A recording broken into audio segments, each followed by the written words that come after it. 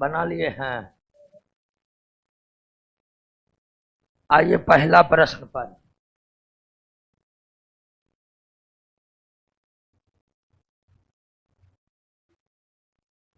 पहला प्रश्न, सहसंयोजी यौगिक, एक होता है आयनिक यौगिक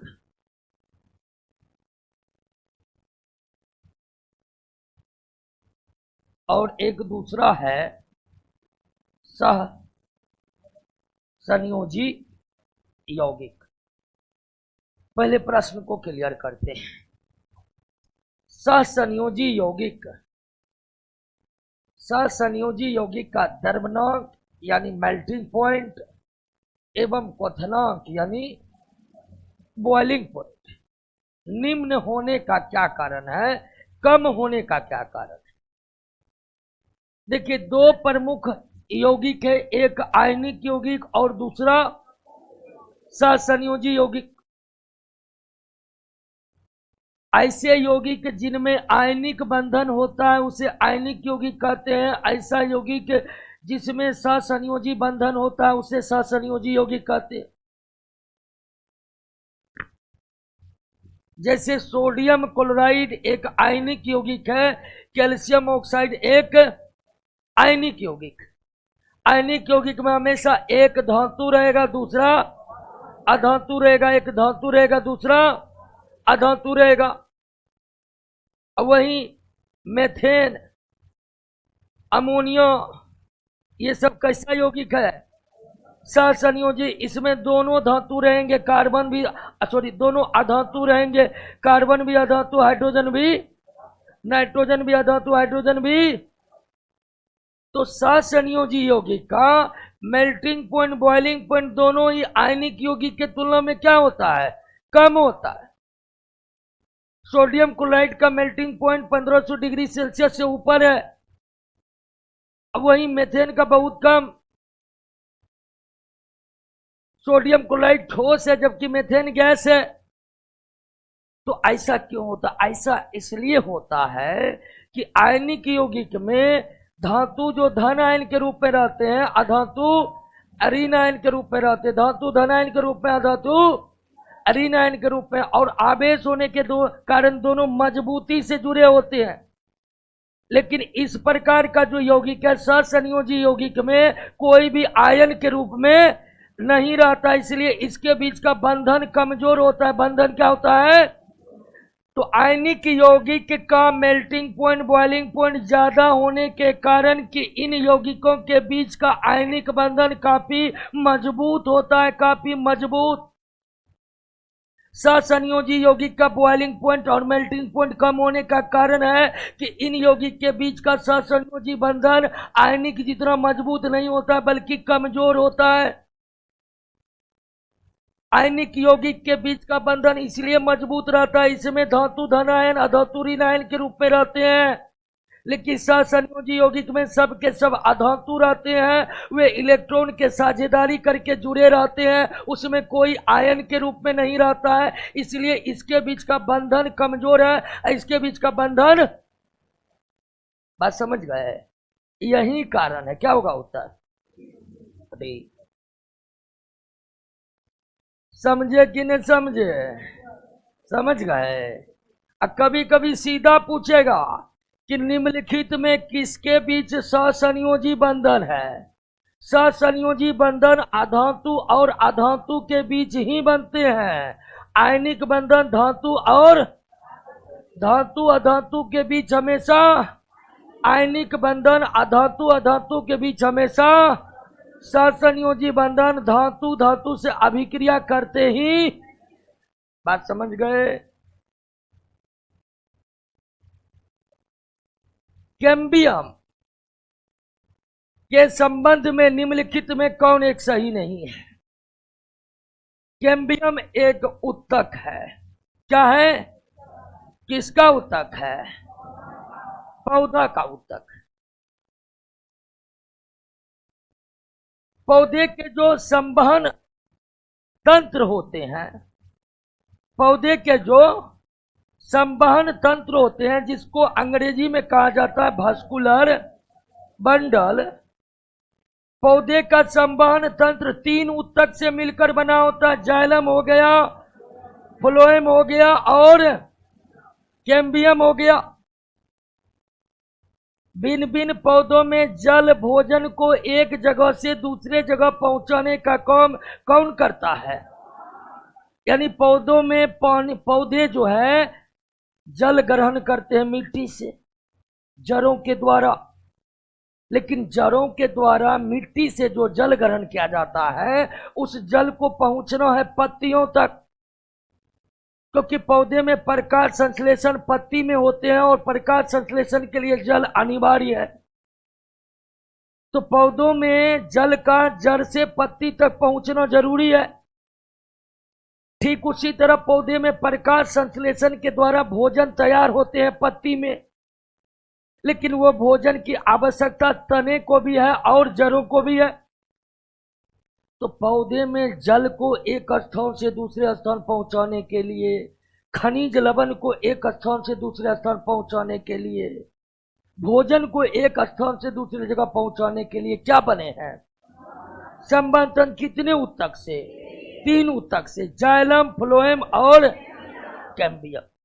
अब है कि सारे पौधे के संवहन तंत्र में ये 2 ऊतक होते हैं, लेकिन सारे पौधे के संवहन तंत्र में ये ऊतक नहीं होते हैं।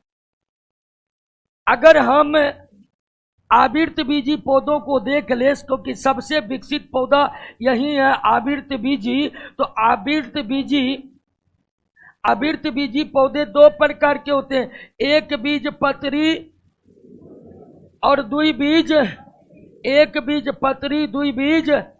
तो एक बीज पत्री में कैम्बियम नहीं होता है, एक बीज पत्री में कैम्बियम नहीं होता है। कैम्बियम नामक ऊतक केवल किस पौधे में होते हैं?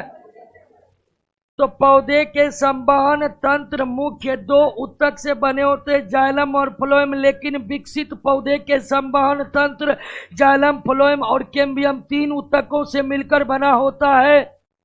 लेकिन एक बीज पत्री पौधे के संवहन तंत्र में केवल जाइलम और फ्लोएम होते हैं, जबकि द्विबीज पत्री के संवहन तंत्र में जाइलम, फ्लोएम के अलावे कैम्बियम भी होती है। बात समझे कि नहीं समझे? अब सवाल पर आते हैं।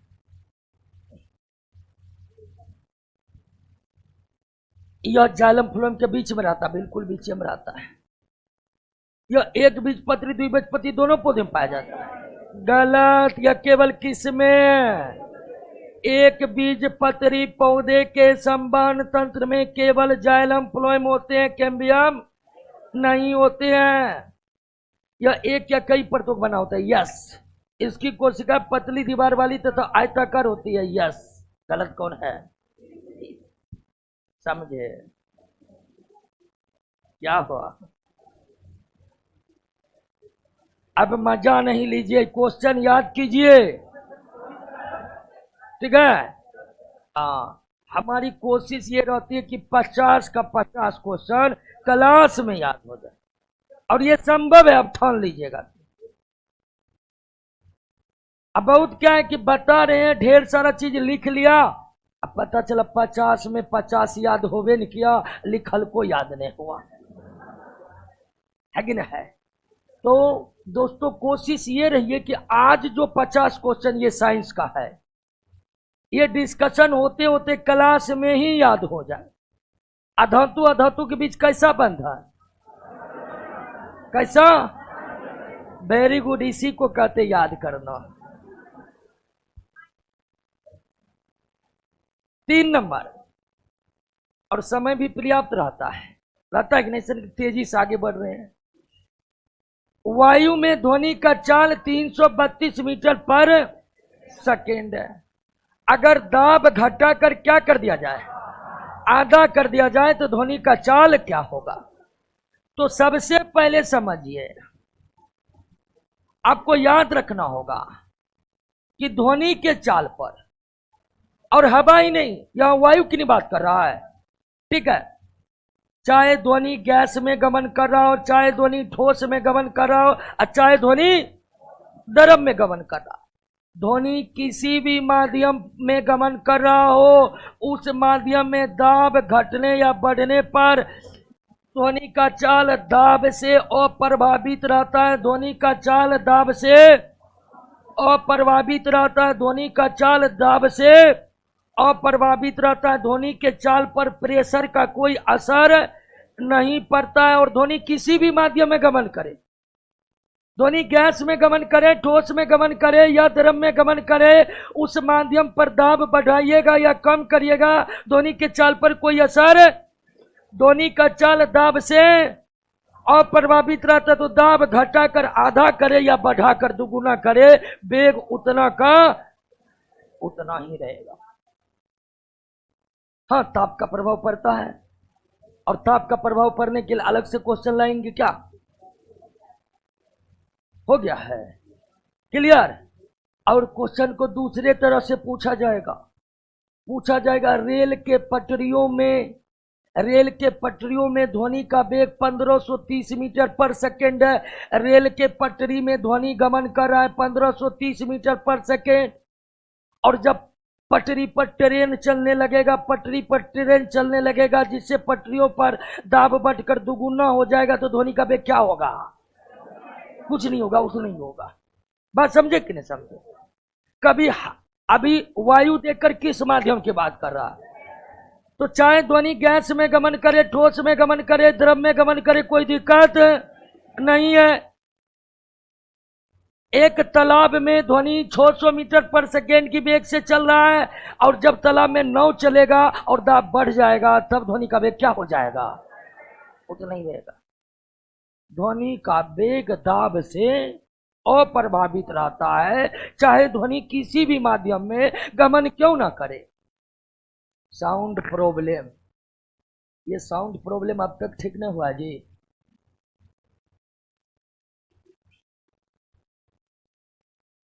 अब इस यौगिक को पढ़ेंगे क्या लगता है? छोड़ देते, COCN6 पढ़ देते हैं। और ऊपर में पावर है माइनस। अगर कोबाल्ट का ऑक्सीकरण संख्या क्या होगा? आप जानते हैं यौगिक में किसी एक परमाणु का ऑक्सीकरण संख्या निकालने के लिए शेष परमाणुओं का ऑक्सीकरण संख्या याद रहना जरूरी है। तो कोबाल्ट का निकालना है तो CN यानी साइनाइड आयन, CN यानी साइनाइड आयन, साइनाइड वही 20। तो आपको यहां याद रखना होगा कि साइनाइड आयन का ऑक्सीकरण संख्या कितना? -1 होता है। क्यों होता है? तो होता है, यही याद रखना है। साइनाइड आयन का ऑक्सीकरण संख्या कितना? और कोबाल्ट का निकालना है तो मान लिए X। अब ध्यान दीजिए, किसी यौगिक के सभी परमाणुओं का ऑक्सीकरण संख्या का योग 0 या यौगिक पर उपस्थित आवेश के, इसका टोटल ऑक्सीडेशन नंबर कितना होगा? -3 होगा। एक यौगिक या यौगिक के अणु के परमाणुओं का कुल ऑक्सीकरण संख्या का योग 0 या अणु या यौगिक के अणु पर उपस्थित आवेश के बराबर होता है। अब कोबाल्ट का मान लिए X, कोबाल्ट का कितना परमाणु है? 1। साइनाइड का कितना है? 6। तो 1 साइनाइड का -1, 6 साइनाइड का, और टोटल ऑक्सीडेशन नंबर -3। तो X बराबर हो जाएगा -3, X बराबर हो जाएगा -3 अब +6 यानी +3 +3। समझे कि नहीं समझे?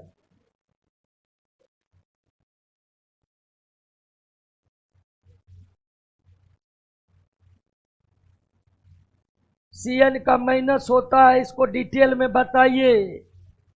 डिटेल में बताने के लिए यूनिवर्सिटी बना हुआ है क्या? अब हमको जितना आएगा उतने बताएंगे जी। बहुत ज्यादा जानते तो फिर +2 वाला पढ़ाते, पैसा भी ज्यादा कमाते न है।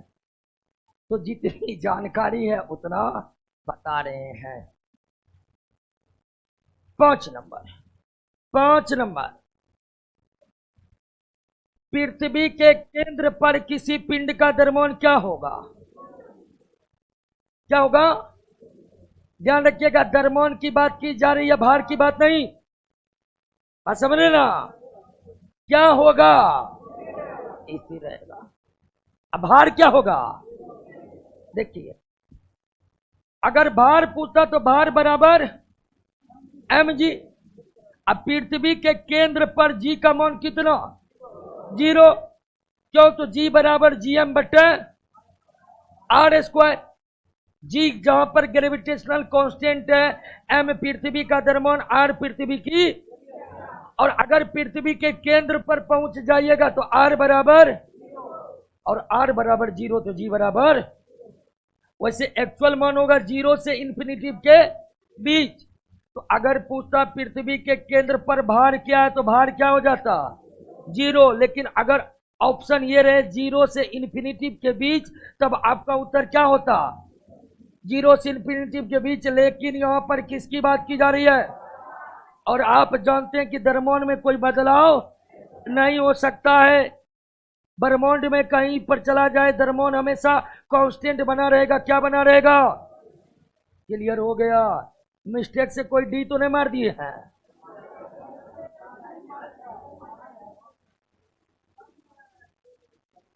क्लियर? आगे बढ़े।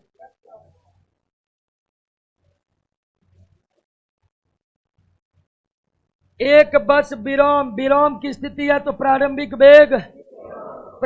वेग, इनिशियल वेलोसिटी 0 होगा क्योंकि विराम में है, रेस्ट में है। स्थिति से 0.5 मीटर प्रति सेकंड स्क्वायर के त्वरण से, यानी त्वरण भी दे दिया है, 0.5 मीटर प्रति सेकंड स्क्वायर के त्वरण से गति प्रारंभ करता है। 250 मीटर की दूरी, 250 मीटर की दूरी तय करने में कितना समय लगेगा? तो S बराबर UT plus half AT square. S का मान कितना है? 250। UT का मान कितना हो जाएगा? 0, क्योंकि U आपका क्या है? 0। हाफ A का मान 0.5 और T का मान आपको निकालना है। क्लियर? अब ये हो जाएगा 250 गुनी 2 बटे 0.5 बराबर हो जाएगा ना जी? मैथमेटिक्स में कोई प्रॉब्लम नहीं ना? अब ये हो जाएगा दोस्तों 25, 1 0 आ जाएगा ना जी? तो ये हो जाएगा 500 गुना 2 कितना? 1000 बाय पी स्क्वायर, यानी टी बराबर अंडर रूट 1000। कितना आ रहा है?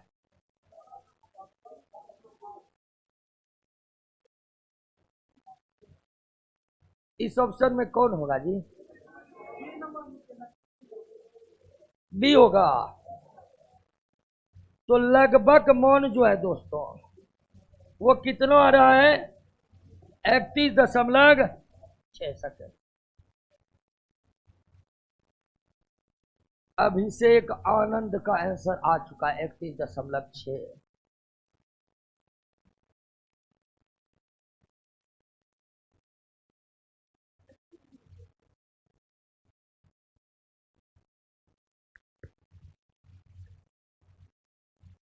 क्लियर? हमारे एक दोस्त ने कहा कि ये टेस्ट देना जरूरी है। अब जरूरी है कि ना, हम तो चला रहे हैं तो हम तो कहवे करेंगे, क्या है कि नहीं है? जरूरी है कि नहीं है, ये तो आपको खुद न तय करना पड़ेगा। और ऐसा तो नहीं कि आप खुद तय नहीं कर सकते हैं। आप भी बहुत कुछ पढ़े हुए हैं, तब न तैयारी करना शुरू किए हैं। तो आप ये देखिए दोस्तों कि आपके लिए ये फायदेमंद है या नहीं है। हम तो बेहतरीन से बेहतरीन क्वेश्चन लाने का प्रयास करते हैं ताकि ज्यादा से ज्यादा फायदा हो।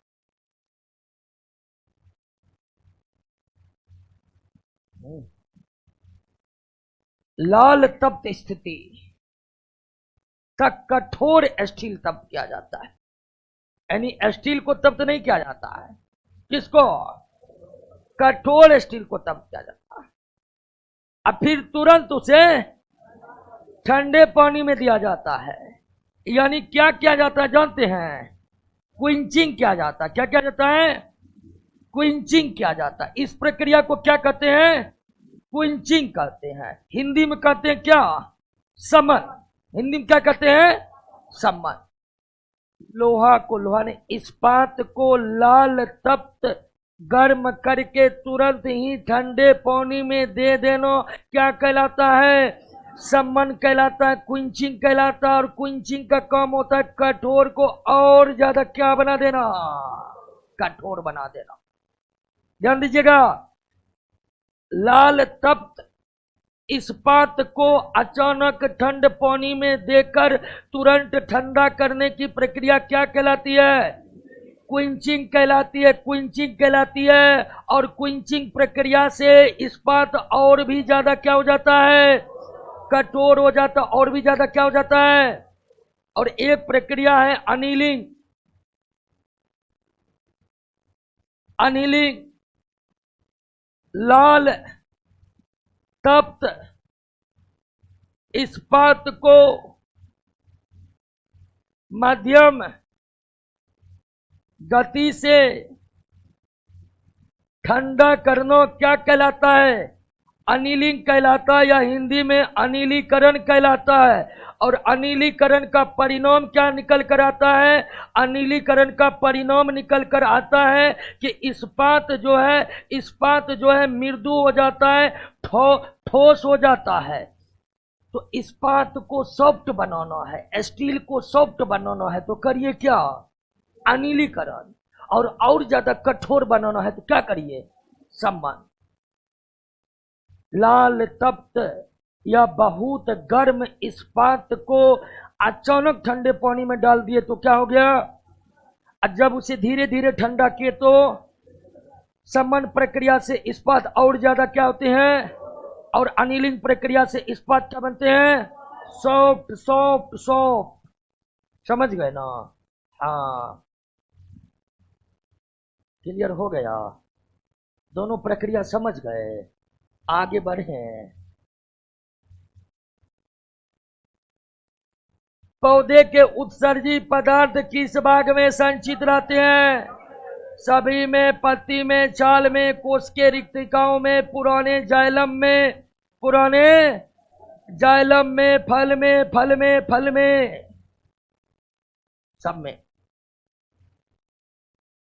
अब ध्यान दीजिएगा, जंतु के उत्सर्जी पदार्थ शरीर से नहीं निकलेगा तो शरीर के लिए वो हानिकारक होगा, लेकिन पौधे के उत्सर्जी पदार्थ पौधे के लिए हानिकारक नहीं होते। ध्यान रखिएगा, ऐसे पदार्थ जो शरीर में बनते हैं, जो शरीर के लिए अनावश्यक और हानिकारक होते हैं, उसे क्या कहते हैं? उत्सर्जी पदार्थ। कोई भी सजीव है, उसके शरीर में ढेर सारे प्रक्रियाएं होती है। श्वसन होता है, पोषण होता है, जनन होता है। और उन सब प्रक्रियाओं के दौरान कुछ ऐसे पदार्थ बनते हैं जो शरीर के लिए आवश्यक नहीं होते हैं, शरीर के लिए हानिकारक होते हैं। उस पदार्थ को क्या कहते हैं? उत्सर्जी पदार्थ। लेकिन जंतु के उत्सर्जी पदार्थ, पौधे के उत्सर्जी पदार्थ एक जैसे नहीं होते हैं। जंतु का उत्सर्जी पदार्थ शरीर से नहीं निकलेगा, जंतु की मौत हो जाएगी।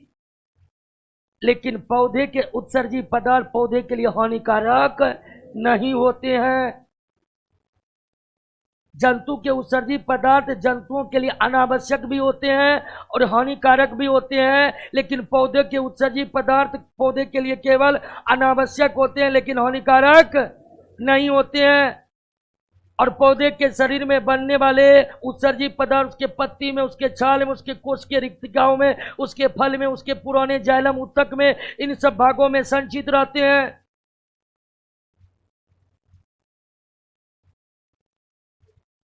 निम्नलिखित कथनों पर विचार कीजिए। एक पूर्ण पुष्प में 4 चक्र होते हैं। बिल्कुल। एक चक्र का नाम है कैलिक्स, जिसको हिंदी में क्या कहते हैं? बाह्य दल पुंज। और दूसरा क्या होता है? कोरोला। इसको क्या कहते हैं? दल पुंज। और तीसरा होता है गाइनोसियम। गाइनोसियम जया, ये कैसा भाग है? मादा। और दूसरा एंड्रोसियम। एंड्रोसियम यानी पुमंग, और ये कैसा भाग है?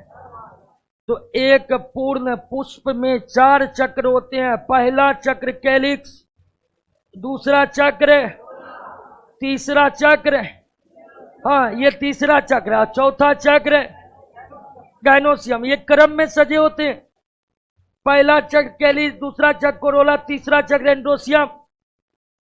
यहां लिख भी देते 3, यहां भी लिख देते हैं 4। पहला चक्र, दूसरा चक्र, तीसरा चक्र, चौथा चक्र। फूल के इस 2 चक्र का जनन में कोई योगदान, जनन में योगदान है किसका? एंडोसियम। और एंडोसियम कैसा भाग है? गाइनोसियम।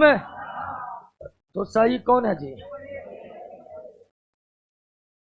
केवल एक।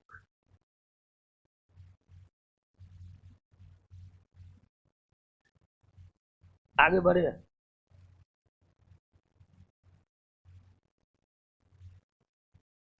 यदि छोटी वर्षा के बूंद हवा से होकर गिरती है तो क्या होता है? दोस्तों, जब छोटी हवा का बूंद नीचे गिरेगा तो फोर्स ऑफ ग्रेविटी यानी गुरुत्व बल के कारण उसका वेग क्या होगा? बढ़ेगा। क्या होगा? बढ़ेगा। लेकिन कुछ समय के बाद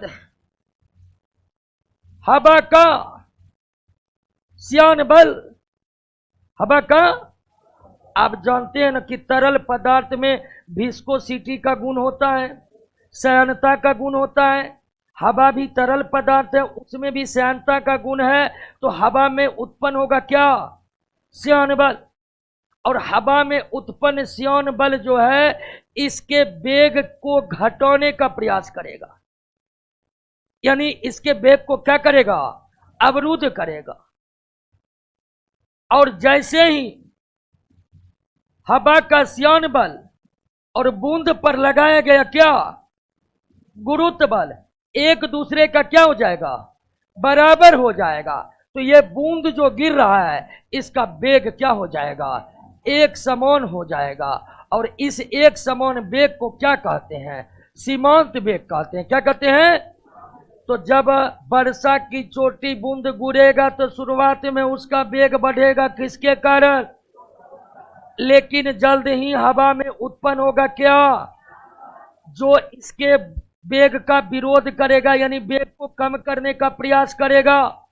और धीरे धीरे हवा का श्यान बल बढ़ते बढ़ते, हवा का श्यान बल बढ़ते बढ़ते किसके बराबर हो जाएगा? गुरुत्व बल का। तब उसका वेग बढ़ेगा नहीं, बल्कि उसका वेग क्या हो जाएगा? और इस एक समान वेग को क्या कहते हैं? सीमांत वेग कहते हैं। तो पहले वेग बढ़ेगा और बाद में एक समान हो जाएगा। पहले वेग बढ़ेगा, बाद में एक समान हो जाएगा। क्लियर हो गया? बात समझ गए? ये क्या होगा? उत्तर कुछ समय के लिए बढ़ता जाएगा, उसका वेग नियत क्यों होगा? श्यान बल के। वेग क्यों बढ़ेगा? गुरुत्व बल के। यही क्वेश्चन पूछा जाता है, एक पत्थर को तालाब में गिरा दिया जाए तो शुरू में वेग बढ़ेगा, बाद में एक समान हो जाएगा। एक पत्थर को तालाब में गिराने पर उसका वेग किस प्रकार परिवर्तित होगा? तो जब पत्थर को तालाब में गिराएंगे तो शुरुआत में गुरुत्व बल के कारण पत्थर का वेग, लेकिन आप जानते हैं कि तालाब का जल भी एक तरल पदार्थ है, उसमें भी श्यानता का गुण है। तुरंत तालाब के जल में श्यान बल उत्पन्न होगा जो पत्थर के वेग का क्या करेगा? और जैसे ही गुरुत्व बल के बराबर तालाब के जल का श्यान बल होगा तब पत्थर एक समान वेग से गिरने लगेगा। सेम यही क्वेश्चन पूछा हुआ। तो एक पत्थर को तालाब में गिराएंगे तो क्या होगा? पहले वेग बढ़ेगा, बाद में पहले वेग बढ़ेगा, बाद में वेग बढ़ेगा किसके कारण? और एक समान होगा किसके कारण? अंतरिक्ष की यात्रा करने वाले प्रथम भारतीय राकेश शर्मा की स्थिति को अंतरिक्ष में कदम रखे थे 3 अप्रैल 1900। एसिटिलीन का अणु कैसा होता है? एसिटिलीन यानी C2, और इसके अणु की आकृति देखेंगे तो इसके अणु की आकृति होता है क्या? एक रैखिक। एसिटिलीन के अणु की आकृति क्या होती है? एक रैखिक। वही मेथेन, मेथेन के अणु की आकृति क्या होता है? चतुष्फलकीय। कैसा होता है दोस्तों? चतुष्फलकीय। कैसा होता है? पूछेगा मेथेन का अणु कैसा होता है? चतुष्फलक। Ethylene, ethylene C2H4, ethylene C2H4, ethylene C2H4, और इसकी आकृति क्या है? त्रिकोणीय समतल। नहीं त्रिकोणीय नहीं, चतुष्कोणीय हो गया, चतुष्कोणीय हो गया। त्रिकोणीय समतल होगा किसका आप जानते हैं? बोरन ट्राइक्लोराइड का। किसका होगा? हाँ, बोरन ट्राइक्लोराइड का त्रिकोणीय होता है, त्रिकोणीय समतल। क्लियर?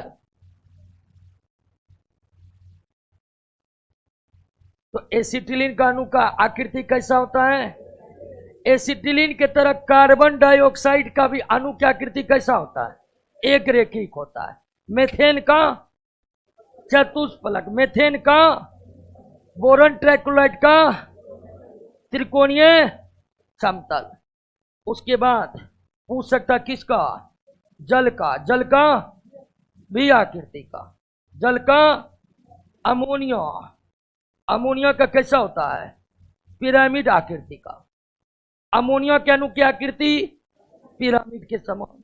जल के अणु की आकृति कार्बन डाइऑक्साइड का एक रेखिक, कार्बन डाइऑक्साइड का, एसिटिलीन का, मेथेन का, बोरन ट्राइक्लोराइड का। क्लियर हो गया? इतना याद रखिए।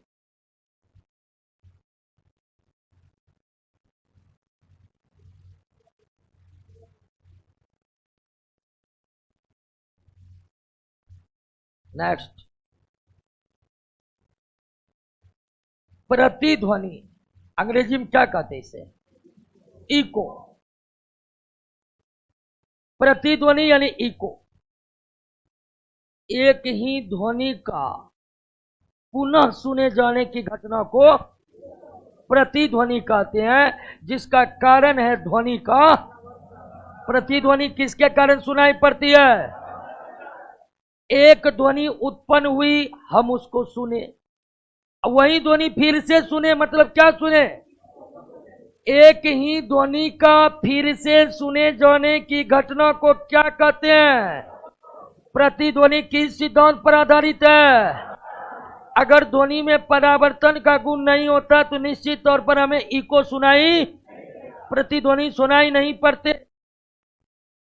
कर प्रतिध्वनि को सुनने के लिए मूल आवाज और प्रतिध्वनि के बीच समय अंतराल कितना होनी चाहिए? 1/10 सेकेंड से अधिक। और ऐसा इसलिए एक ध्वनि का असर हमारे मस्तिष्क पर कितना समय तक? एक ध्वनि जो हम सुनते हैं उस ध्वनि की संवेदना हमारे मस्तिष्क में 1/10 सेकेंड तक बना रहता है। इसलिए दूसरी ध्वनि सुनने की संवेदना तभी हमें प्राप्त होगी जब वो दूसरी ध्वनि 1/10 सेकेंड के बाद आए। इसलिए प्रतिध्वनि तब हम सुन पाएंगे जब प्रतिध्वनि हमारे कानों पर मूल ध्वनि के 1/10 सेकेंड के बाद आएगा, क्योंकि 1/10 सेकेंड तक हमारे मस्तिष्क पर किस ध्वनि की संवेदना बनी रहेगी? और उससे पहले प्रतिध्वनि आएगा तो हम उसे सुन, तो प्रतिध्वनि सुनने के लिए प्रतिध्वनि को हमारे कोनों तक 1/10 सेकंड के बाद आना होगा।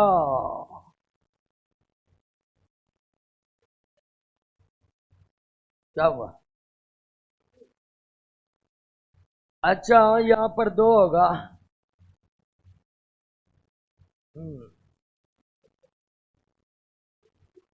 निम्नलिखित कथनों पर विचार कीजिए। यहां सबसे पहले किसकी बात की गई है जानते हैं? विभिन्नता की। और अगर आप विभिन्नता ही नहीं जानते हैं तो प्रश्न बनेगा, तो क्लियर करिए दोस्तों, पहले किसको? विभिन्नता को, और उसके बाद क्वेश्चन चुटकी में हल होगा। अंग्रेजी में कहते हैं वेरिएशन।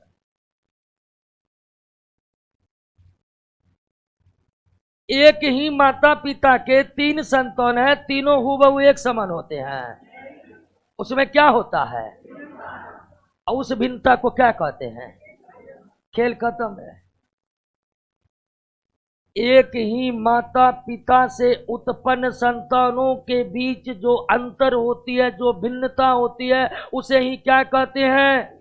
विभिन्नता कहते हैं। अब सवाल है कि एक ही संतानों में, एक ही माता पिता से उत्पन्न संतान में भिन्नताएं क्यों पैदा होती है? तो जो भी बच्चे पैदा होते हैं दोस्तों, तो बच्चे आधा गुणसूत्र लेते हैं किससे? और आधा गुणसूत्र लेते हैं किससे? माता से। तो उत्पन्न संतानों में माता और पिता दोनों के गुण आते हैं, और दोनों के गुण किस क्रम में मिलकर नया गुण बनेंगे ये तय नहीं होता, और इसलिए पैदा होता क्या? देखिए, मानव में कितना गुणसूत्र है? 46 गुणसूत्र होते हैं, उसमें 23 किसके होते हैं? 23। अब ये दोनों गुणसूत्र किस क्रम में मिलेंगे ये निश्चित, अलग अलग क्रम में मिलेंगे तो अलग अलग गुण पैदा कर देंगे। अब वो अलग अलग गुण क्या कहलाता है? विभिन्नता कहलाता है। बात समझ गए? एक ही माता पिता के भिन्न भिन्न संतानों में जो भिन्नताएं पाई जाती है उसे हम क्या कहते हैं? और विभिन्नता का कारण है गुणसूत्र का अलग अलग तरीके से मिश्रित होना। जब भी संतान पैदा होते हैं किसी भी सजीव का, उसमें आधे गुणसूत्र माता से, आधे गुणसूत्र पिता से, आधे आधे गुणसूत्र संतानों में किस क्रम में मिलेंगे ये तय नहीं रहता है दोस्तों। इसलिए अलग अलग क्रम में वे गुणसूत्र मिलते हैं और संतानों में अलग अलग तरह की विभिन्नताएं पैदा होती है। और विभिन्नताएं 2 प्रकार के होते हैं। विभिन्नताएं कितने प्रकार के? आनुवंशिक विभिन्नता, और जो विभिन्नता उत्पन्न हुआ है गुणसूत्र के कारण, जीन के कारण, डीएनए के कारण, वो विभिन्नता क्या कहलाता है? और आनुवंशिक विभिन्नता का संचरण पीढ़ी दर पीढ़ी होते रहता है। जबकि कायिक विभिन्नता का कारण, कायिक विभिन्नता मौसम के प्रभाव से, भोजन के प्रभाव से, आपसी संपर्क के प्रभाव से जो विभिन्नता उत्पन्न होती है उसे क्या कहते हैं? वातावरण के प्रभाव से, भोजन के प्रभाव से, आपसी संपर्क के प्रभाव से जो विभिन्नता उत्पन्न होती है उसे क्या कहते हैं? कायिक विभिन्नता। जैसे एक माता पिता के 2 संतान है, एक बाहर में रहा है, दूसरा जेल में रहा है, तो 20 साल बाद जेल वाला जो है वो अलग तरह का व्यवहार करेगा, बाहर जो रहा वो अलग तरह का व्यवहार करेगा। यानी व्यवहारों में उत्पन्न होगी क्या? लेकिन वो आनुवंशिक नहीं है, वो क्या है? कायिक विभिन्नता दूसरी पीढ़ी में पहुंचती, दूसरी पीढ़ी, दूसरी बात तीसरी पीढ़ी, और पीढ़ी दर पीढ़ी पहुंचती है केवल कौन? तो कर आनुवंशिक विभिन्नता का संचरण केवल पहली पीढ़ी में होता है। गलत, पीढ़ी दर पीढ़ी होता है। कायिक विभिन्नता का संचरण पीढ़ी दर पीढ़ी होता नहीं। कायिक विभिन्नता का संचरण होता ही, कायिक विभिन्नता दूसरी पीढ़ी में जाती ही। तो ऐसी विभिन्नताएं जिसका उत्पन्न होने के कारण गुणसूत्र, जीन या डीएनए में परिवर्तन है उसे क्या कहते हैं? ऐसी विभिन्नता जो मौसम के प्रभाव से, भोजन के अभाव में या भोजन की उपलब्धता के कारण या आपसी संपर्क से पैदा, उसे क्या कहते हैं? कायिक विभिन्नता। पीढ़ी दर पीढ़ी जाती है केवल कौन? वैसे अनुवंशिक का मतलब ही होता है पीढ़ी दर पीढ़ी। दोनों कथन क्या है? गलत।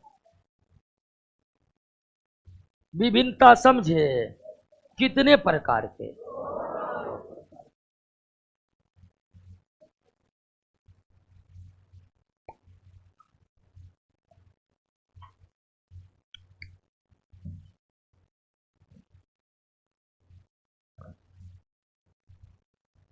फ्यूज तार के संबंध में कौन सा सही?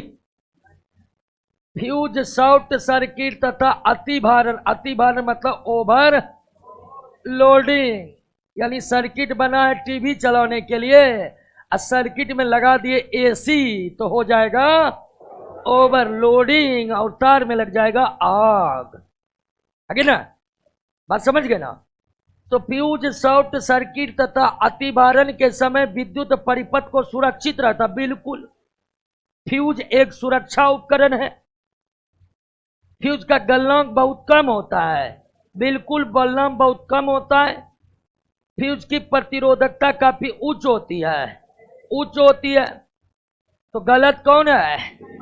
फ्यूज विद्युत धारा के चुंबकीय प्रभाव पर नहीं बल्कि विद्युत धारा के ऊष्मीय प्रभाव पर काम करता है। फ्यूज विद्युत धारा के ऊष्मीय प्रभाव पर काम करता है। थर्मल इफेक्ट ऑफ इलेक्ट्रिसिटी के सिद्धांतों पर आधारित है। विद्युत धारा के चुंबकीय प्रभाव पर काम करता है कौन?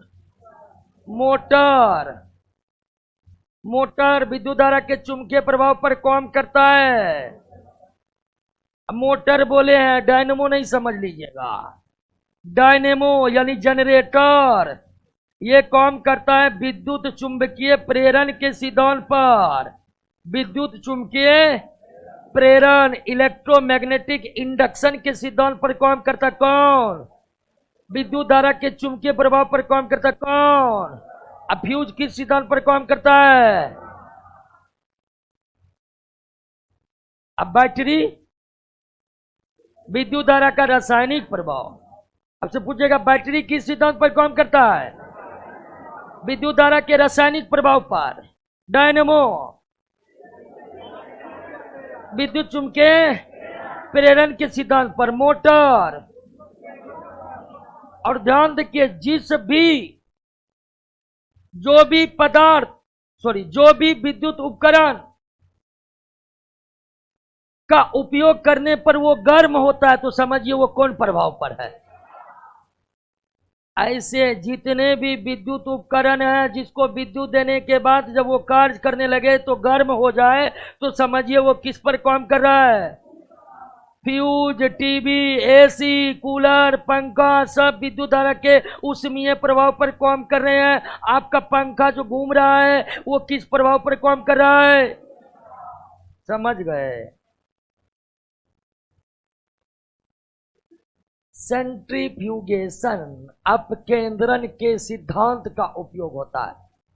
जांच प्रयोगशाला में रक्त एवं मूत्र की जांच में यश होता है। दूध के क्रीम निकालने में, वॉशिंग मशीन में, भिंग कपड़े को निचोड़ने में, सब में अपकेंद्रण के सिद्धांत का उपयोग किया जाता है। नेक्स्ट, किसी वस्तु पर 1.5 सेकेंड के लिए एक बल लगाने पर उसकी चाल 1.5 मीटर पर सेकेंड से 4.5 मीटर पर सेकेंड हो जाता है। बाद में उसी बल को, यानी जो बल पहले लगाया गया था, बाद में उसी बल को 2 सेकेंड तक लगाया गया तो चाल में परिवर्तन कितना होगा? सबसे पहले इस क्वेश्चन में कंफ्यूजिंग क्रिएट होता है कि पूछ रहा है क्या? चाल में, और चाल में परिवर्तन का मतलब अंतिम चाल माइनस प्रारंभिक चाल। तो सबसे पहले किसी वस्तु पर 1.5 सेकेंड का वेग बल लगाया गया, 1.5 सेकेंड तक बल लगाया गया तो उसका चाल 1.5 से 4 हो गया। तो आप ये निकाल लीजिए कि त्वरण कितना उत्पन्न हुआ। त्वरण A बराबर V माइनस U बाय अंतिम वेग कितना यहां पर, और प्रारंभिक वेग समय कितना है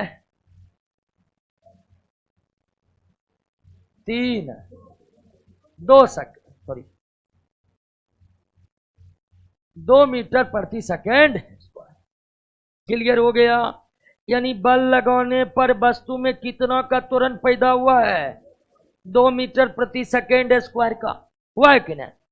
अब देखिए जब उसका वेग 4.5 मीटर पर सेकेंड हो जाता है तो फिर उसी बल को लगाया जाता कितना सेकेंड तक, और उसी बल को लगाया गया तो फिर उतना ही त्वरण उत्पन्न होगा।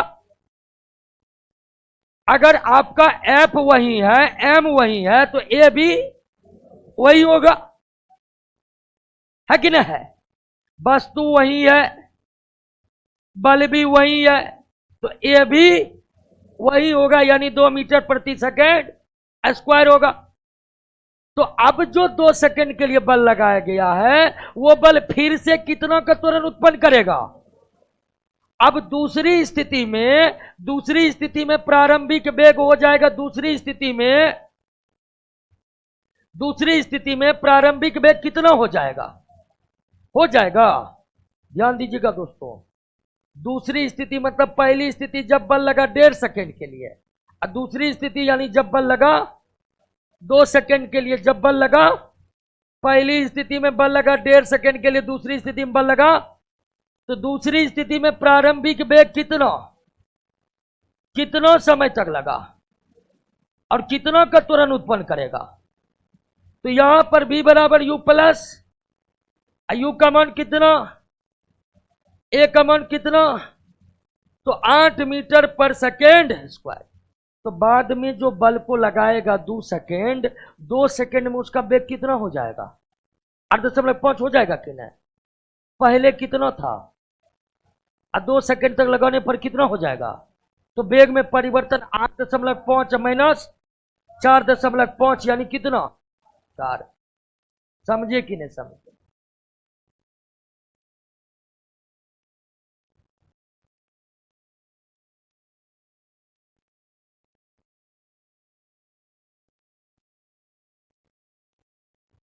समझ गए। यहां पर आपको चाल नहीं पूछ रहा है, चाल में, और हमारा अंतिम चाल कितना निकला 2 सेकेंड के बाद चाल कितना हो जाएगा, और 2 सेकेंड पहले चाल कितना था, तो दोनों को अंतिम में प्रारंभिक घटाएंगे तो कितना होगा 4 बचेगा।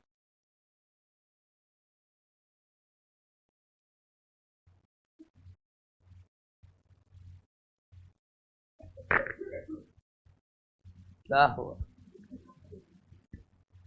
अब, लेकिन सचेत रहना है, जो सचेत नहीं रहेगा उसको बुखार होगा। हाँ, पंखा में रेगुलेटर नहीं है तो जल्द से जल्द रेगुलेटर लगाएंगे, क्योंकि अभी स्थिति है पंखा फुल पर चलेगा, ठंडा लगेगा, अब बंद होगा तो गर्मी लगेगा, है कि ना है। हम तो लगा लिए दोस्तों 19 नंबर। कौन मालिक लगाता है, फिर उसमें विद्यार्थी जाएगा वो तोड़िए के निकलता है, ठीक है। ज्यादा खुरापाती विद्यार्थी जब खाली करते समय अंदर का वायरिंग को हिला देता है, मकान मालिक को ठेरे नहीं चलता कहाँ गड़बड़ी है। अब बिजली मिस्त्री सब जानकारी नहीं है तो कितना लूट के जाएगा, कौन मुश्किल है। अगर आपको जानकारी है ना ये खराब हो गया, जानकारी नहीं है कि बिजली में क्या खराब है, बिजली मिस्त्री आएगा पहले तो जानबूझ कर हर जगह चेकिंग करेगा ताकि आप समझ जाए कि खराबी बहुत ज्यादा है।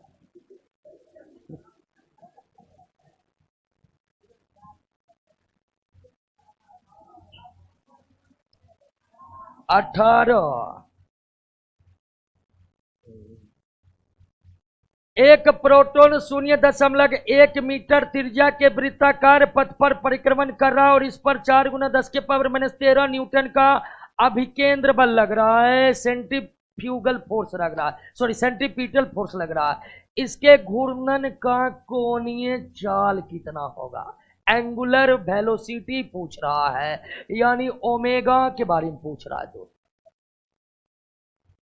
सवाल में आपको दिया हुआ क्या, अभिकेंद्र बल F बराबर mv²/r, जानते हैं कि नहीं जानते। अब यहां पर एक बात याद रखना होगा कि रैखिक वेग लीनियर वेलोसिटी बराबर होता है कोणीय वेग गुना त्रिज्या v बराबर r ओमेगा। क्या ये फॉर्मूला जानते हैं? नहीं जानते तो जान जाइए, v बराबर r ओमेगा, जहां v लीनियर वेलोसिटी है और r त्रिज्या है और ओमेगा एंगुलर वेलोसिटी है। बात समझ गए? कोई दिक्कत? अब आपको निकालना क्या, तो रैखिक वेग को कन्वर्ट करना पड़ेगा किसमें, तो आर भी के जगह आर ओमेगा का मान रख सकते हैं, रखिए। एफ बराबर एम और भी के जगह आर स्क्वायर ओमेगा स्क्वायर हो जाएगा, बटे आर, एक एक आर कटेगा, तो एफ बराबर एम आर ओमेगा, ओमेगन निकालना है आपको, ओमेगा स्क्वायर बराबर एफ बटे एम आर। अब एफ का मान दिया हुआ है, एम का मान दिया हुआ है और आर का मान भी दिया हुआ है। सवाल बनेगा कि नहीं बनेगा? चलिए मान बैठाइए दोस्तों। एफ का मान है आपका 4 गुना 10 के पावर 13, 4 गुना 10 के पावर 13। एम का मान है 1.6 गुना 10 के पावर -27। त्रिज्या कितना जी?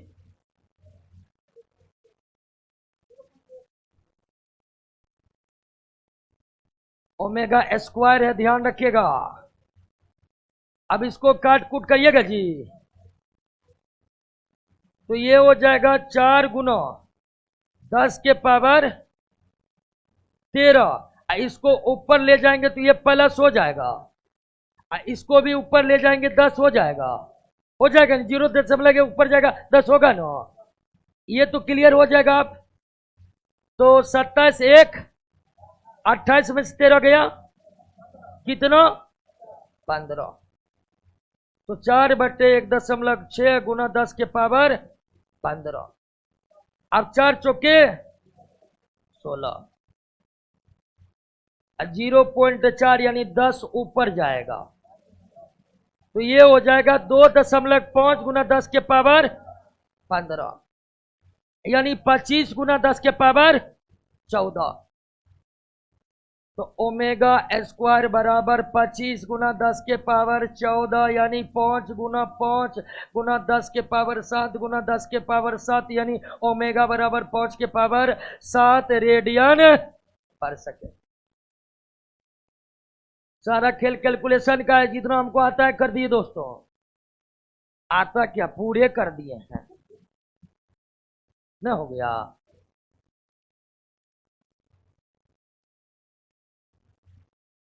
घातांक करनी बनाए हैं कि नहीं, तो 10 के पावर 14 का वर्गमूल क्या होगा, अब 25 का 5, तो सब देख रहा टकटकी लगा क्या हो गया, कुछ नहीं हुआ, जो हुआ रूल के हिसाब से हुआ।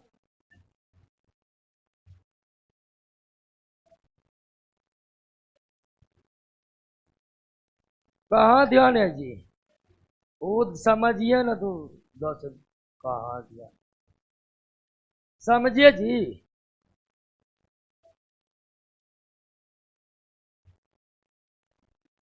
और समझा देते, एक बार और समझाएंगे, और उसके बाद भी नहीं समझिएगा तो 2 बार और समझाएंगे।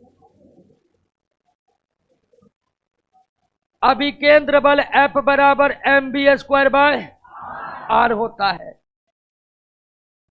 रैखिक वेग बराबर कोणीय वेग गुना ये होता है। अब कहिएगा फार्मूला प्रूव करिए, कैसे होता है, वो तो कर नहीं सकते हैं, उतना समय नहीं है। तो आपको फार्मूला याद रखना पड़ेगा, अभिकेंद्र बल F बराबर mv²/r, रैखिक वेग v बराबर r ओमेगा। हमको निकालना है क्या? ओमेगा, कोणीय चाल निकालना है। तो हम ये जो भी है इसको कन्वर्ट कर देंगे किस में? ओमेगा में। तो v बराबर आर ओमेगा, तो v स्क्वायर बराबर आर स्क्वायर। तो f बराबर m v square by r. अब v की जगह हमने ये प्रूव ये रखा है, तो f बराबर m r square omega square बट्टे आर। आर कट जाएगा तो हो जाएगा f बराबर एम आर ओमेगा। तो ओमेगा स्क्वायर बराबर f बट्टे एफ का मान सवाल में दिया हुआ, एम का मान सवाल में दिया हुआ, आर का मान सवाल में दिया हुआ है, तो ओमेगा नहीं निकल जाएगा। बस यही तो है। अब यहां से सीधे मैथमेटिक्स चालू होता है। अब ये कैलकुलेशन हम कैसे किए, इसको मैथमेटिक्स पर छोड़ दीजिए। आंसर कितना होगा? ऑप्शन में है कि नहीं है? मारिए।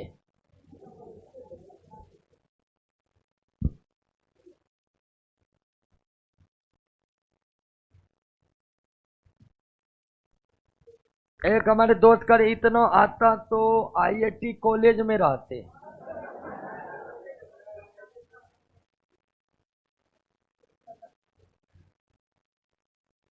अगर भरम आईआईटी कॉलेज के लिए इससे भी स्टैंडर्ड पढ़ना पड़ता है, एससी वर्मा।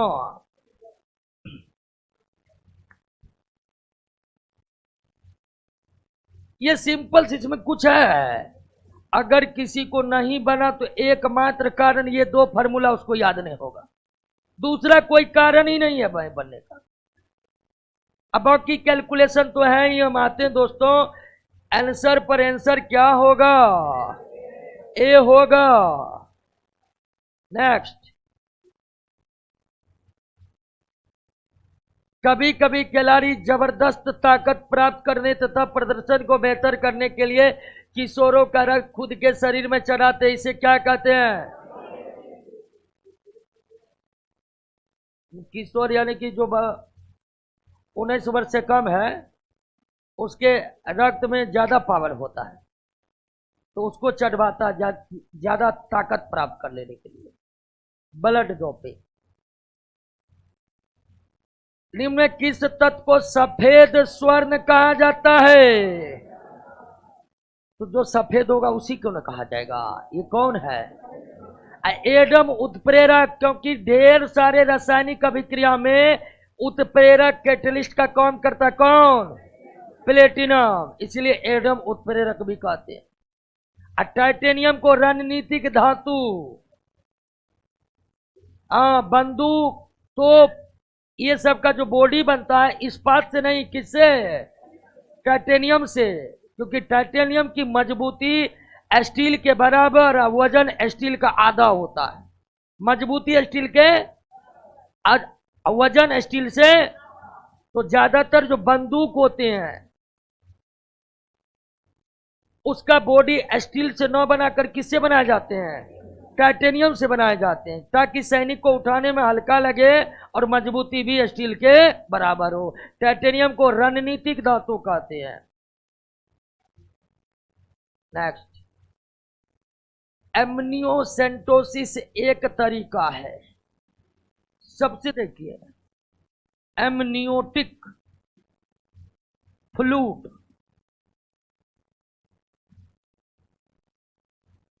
गर्भ में शिशु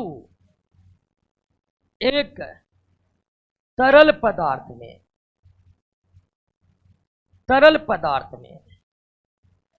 तैरता रहता है, और इसी तरल पदार्थ को क्या कहते हैं? Amniotic fluid. मां के गर्भ में शिशु एक विशेष प्रकार के तरल पदार्थ में तैरते रहते, उस तरल पदार्थ को क्या कहते हैं? एमनियोटिक फ्लूइड कहते हैं। और उस फ्लूइड को गर्भ से बाहर निकालकर रासायनिक विश्लेषण करके गर्भ में पल रहे शिशु के स्वास्थ्य की जानकारी का पता लगाया जाता है। लेकिन इससे और क्या पता चल जाता है? और भारत में सबसे ज्यादा इसी के लिए इसका यूज होने लगा। एमनियोटिक फ्लूइड की जांच करना ही क्या कहलाता है? गर्भ से एमनियोटिक फ्लूइड को निकालकर उसकी जांच कर शिशु के स्वास्थ्य की जानकारी प्राप्त करने की जो तकनीक है उसे क्या कहते हैं? एमनियोसेंटोसिस से गर्भ में पल रहे शिशु की पूरी जानकारी आ जाती है, अर्थात उसका लिंग क्या है इसकी भी जानकारी मिल जाती है। भारत में एमनियोसेंटोसिस को क्या कर दिया गया है? बैन कर दिया गया है, क्योंकि लोग स्वास्थ्य की जानकारी कम और लिंग की जानकारी ज्यादा पता कर रहा, तो सरकार बंद कर दिया। लेकिन भारत के लोग भारत का लोग है, भारत में बंद कर दिया। अब नेपाल जाता है सब, नेपाल से करवा के आता है, ठीक है। नेपाल सरकार खूब लाइसेंस बांटा है, करो एमनियोसेंटोसिस करो, खूब भारत का लोग जाएगा नेपाल से करवा के आएगा। अब तो एबॉर्शन भी नेपाल में जाकर होता है, ठीक है। 22 नंबर, निम्नलिखित में कौन एक सही नहीं है? किसी तत्व के सभी परमाणु समान होते हैं, बिल्कुल है। किसी तत्व के सभी परमाणु समान नहीं होते जी। मान लीजिए सोडियम का 1,00,000 परमाणु है, तो 1,00,000 परमाणु आपस में क्या होगा? एक तत्व के सभी परमाणु हर दृष्टिकोण से क्या होते हैं? एक समान होते हैं। विभिन्न तत्व के परमाणु विभिन्न आकार, द्रव्यमान और रासायनिक गुण वाले होते हैं, बिल्कुल सही है। सोडियम का परमाणु अलग होगा, लोहा का परमाणु अलग होगा। रासायनिक संयोग में विभिन्न तत्व के परमाणु परस्पर संयोग करके यौगिक बनाते हैं, बिल्कुल। तत्व आपस में रिएक्शन करेगा तभी ना यौगिक बनेगा, तो गलत कौन है? रासायनिक अभिक्रिया में भाग लेने वाले परमाणु संरक्षित नहीं रहते, यह गलत है। कार्बन ऑक्सीजन से अभिक्रिया करके क्या बनाया? तो कार्बन का परमाणु भाग लिया और ऑक्सीजन का परमाणु भाग लिया, और दोनों का परमाणु है कि नहीं कि खत्म हो गया? तो जब भी रासायनिक अभिक्रिया होती है परमाणु ना तो नष्ट होते हैं न ही नई परमाणु का विकास होता है। जब भी कोई रासायनिक अभिक्रिया होती है तो एक भी परमाणु नष्ट नहीं होते हैं, न ही नए परमाणुओं का निर्माण होता है। आपको कोई कहेगा कि हाइड्रोजन ने ऑक्सीजन से अभिक्रिया किया और अमोनिया बन गया, मानिएगा? अमोनिया बनेगा, नाइट्रोजन है, ये गलत है, ऐसा हो ही नहीं सकता। जो कुछ बनेगा वो हाइड्रोजन ऑक्सीजन के परमाणु से ही बनेगा। किसी भी रासायनिक अभिक्रिया में न तो परमाणु नष्ट होते हैं और न ही नए परमाणुओं का निर्माण होता है, अर्थात परमाणु क्या रहते हैं? अकरा नहीं रहते, गलत है। क्लियर? कौन सही नहीं है? आज ये क्वेश्चन बहुत आया है, लगता है सही नहीं है, और ये बड़ी घातक क्वेश्चन होता है। तो परीक्षा में झलकेगा कौन सही है, अब पता नहीं कैसे हो जाता है। एक आध क्वेश्चन परीक्षा मिस्टेक होगा ही होगा, अब वही अंत में मेरिट गिरा देता है। इसको सुधारना है, क्वेश्चन को एकदम पढ़ना है। हड़बड़ी में हल्का क्वेश्चन गलती हो जाता है। अब भारत का राजधानी क्या है? अब ये कितना हल्का क्वेश्चन है कि नहीं है? जैसे दिल्ली देखेंगे मारकर निकलेंगे, घर पर आकर पता चलेगा नई दिल्ली नीचा में था, है कि नहीं है? तो हल्का क्वेश्चन भी है तो उसे पूरा पढ़ना है, क्योंकि अंत में जब रिजल्ट गिरता है ना, एक आधे नंबर से गिरता है। इसलिए एक एक नंबर के लिए मेहनत को कम नहीं करना है। ये 23 नंबर पर, निम्नलिखित में कौन सही नहीं है? खट्टे एवं सिट्रस फल में विटामिन सी की प्रचुरता होती है, सही है। मछलियों के यकृत के तेल में विटामिन डी प्रचुर मात्रा में, विटामिन डी के बदला विटामिन ए भी रहता है, दोनों रहता है, ठीक है। विटामिन डी को सही है, सूर्य के रोशनी से विटामिन डी प्राप्त होता है, इसलिए अंकुरित अनाज में विटामिन ई पाया जाता है, ए नहीं पाया जाता, ये गलत है। अंकुरित अनाजों में विटामिन ई की प्रचुरता होती है, विटामिन ई की प्रचुरता होती है, ए की प्रचुरता नहीं होती है। नेक्स्ट, कौन मिश्रण नहीं है? कौन मिश्रण नहीं है? पीतल तो मिश्र धातु है, जितने भी मिश्र धातु है सबके सब क्या है? कार्बन मोनोऑक्साइड क्या है? यौगिक। देखिए, जिसका रासायनिक सूत्र आप व्यक्त कर सकते वो यौगिक है।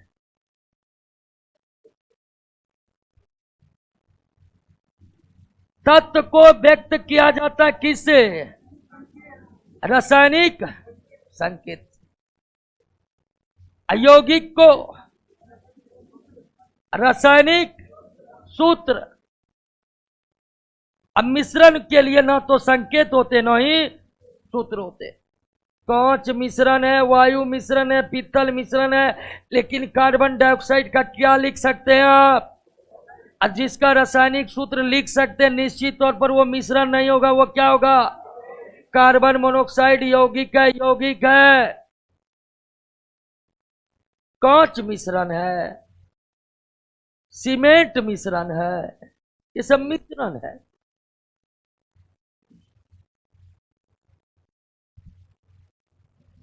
निम्न में कौन सम्मिलित रही है?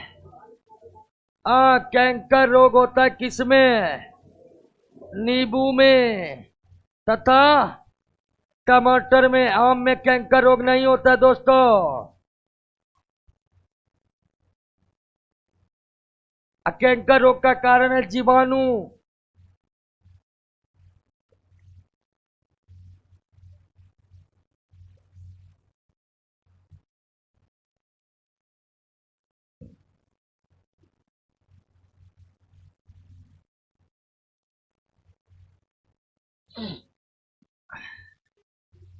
वैसी नशीली दवा को क्या कहा जाता है जिनको लेने से व्यक्ति खुद को शांत महसूस करें तो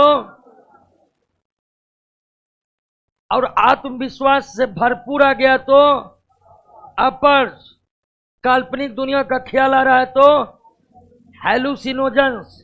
3 प्रकार के नशा। नशा कितना प्रकार का? एक नशा जो आपको उत्तेजित करेगा वो क्या है? अपर, जैसे शराब। एक नशा है जो आपको क्या करेगा? शांत, जैसे अफीम। और एक नशा है आपको वो काल्पनिक दुनिया में ले जाएगा जहां सब कुछ आपको अच्छा अच्छा लगे, जैसे एलएसडी का नाम सुने हैं? लाइसर्जिक एसिड डाई, ये कवक से बनाया जाता है, ये एक प्रकार का नशा है। और ये कैसा नशा है? हेलुसिनेशन। लीजिए, उसके बाद सब कुछ रंगीन रंगीन दिखाई देगा। अब हल्ला कर समझिएगा, हल्ला करिए। हाँ,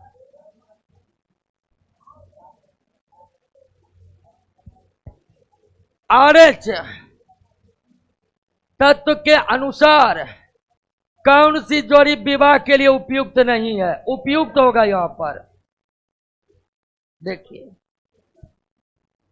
अगर पुरुष का ब्लड ग्रुप पॉजिटिव, महिला, तो ये विवाह के लिए उपयुक्त नहीं है।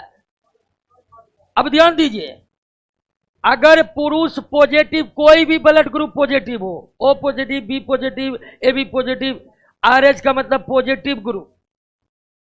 आरएच एक प्रकार का एंटीजन है, जिसके ब्लड में आरएच रहता है उसका ब्लड ग्रुप, और जिसके ब्लड में आरएच वाला एंटीजन नहीं रहता उसका निगेटिव। अब विश्व के 67% लोगों का ब्लड ग्रुप क्या है? पॉजिटिव है। 87%। मात्र 13% लोगों का ही ब्लड ग्रुप क्या है? तो ब्लड ग्रुप पॉजिटिव होने का मतलब आप में एंटीजन आरएच वाला है, और निगेटिव होने का मतलब आप में एंटीजन वाला आरएच नहीं है, आरएच वाला एंटीजन नहीं है। विश्व के 87% लोगों के ब्लड में RH एंटीजन रहते हैं, यानी उसका ब्लड ग्रुप पॉजिटिव होता है। मात्र 13% लोगों का ब्लड ग्रुप क्या होता है? तो पॉजिटिव निगेटिव का मतलब समझ गए ना। ब्लड ग्रुप निगेटिव मतलब आपके ब्लड में RH एंटीजन नहीं है। ब्लड ग्रुप पॉजिटिव मतलब आपके ब्लड में RH एंटीजन है। अब देखिए, सब में शादी हो सकता है, लेकिन मेल पॉजिटिव फीमेल निगेटिव ये जोड़ा विवाह के लिए उपयुक्त नहीं है, क्योंकि इस जोड़ा का जो संतान होगा वो निश्चित ही कैसा होगा? पॉजिटिव होगा। अगर पुरुष पॉजिटिव ब्लड ग्रुप वाले हो और महिला निगेटिव ब्लड ग्रुप वाले हो तो इन जोड़े का संतान हमेशा और हमेशा क्या क्या होगा? अब होता क्या है कि महिला का ब्लड ग्रुप क्या है और उसके गर्भ में जो संतान पलेगा वो क्या है? ब्लड जो है मैच नहीं करेगा और इस संतान की गर्भ में ही क्या हो जाएगी? मृत्यु हो जाएगी। यानी ये जोड़े संतान उत्पन्न नहीं कर सकते हैं, लेकिन पहला संतान उत्पन्न हो सकता है, और पहला संतान उत्पन्न भी होगा तो वो मानसिक रूप से अस्वस्थ होगा और जवानी आते आते उसकी मौत हो जाएगी। तो RH प्लस पुरुष RH महिला विवाह के लिए उपयुक्त नहीं है, क्योंकि ऐसे जोड़े के संतान हमेशा पॉजिटिव होंगे और गर्भ में जो पलेगा उसका ब्लड में निगेटिव है, संतान का पॉजिटिव है, ब्लड मिसमैच होगा, संतान की मृत्यु गर्भ में ही हो जाएगी। बात समझ गए ना। और जब संतान उत्पन्न करिए न सकता है तो विवाह करेगा जी? नहीं। अरे हल्ला करने लगता मंगल ग्रह पाया। क्लियर हो गया? तो शादी ब्लड ग्रुप चेक करके दोस्तों, हल्ला काहे करे? ठीक है, दोनों निगेटिव है कोई दिक्कत नहीं, दोनों पॉजिटिव है कोई दिक्कत नहीं, पुरुष निगेटिव महिला पॉजिटिव है कोई दिक्कत नहीं, लेकिन पुरुष पॉजिटिव महिला निगेटिव चल नहीं सकता।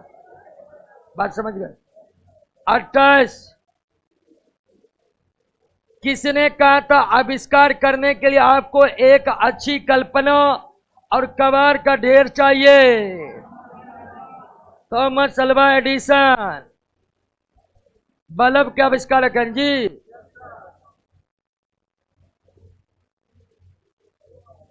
बीस मीटर के ऊंचाई से 20 मीटर के ऊंचाई से एक पत्थर को क्या किया गया? गिराया गया, और उसका वेग 10 मीटर पर समान के, यानी त्वरण का मान कितना दिया हुआ है? और जब किसी वस्तु को ऊपर से नीचे गिराते प्रारंभिक वेग कितना, तो वह कितने समय बाद धरातल से टकराएगा? कितने समय बाद धरातल से? तो v² बराबर u² प्लस 2a, h बराबर ut प्लस h का मान कितना जी? 20, ut का मान 0 और t² 2 पंच 10 5 चौके 20 यानी 4 बराबर t² यानी t बराबर कितना? 2 सेकेंड।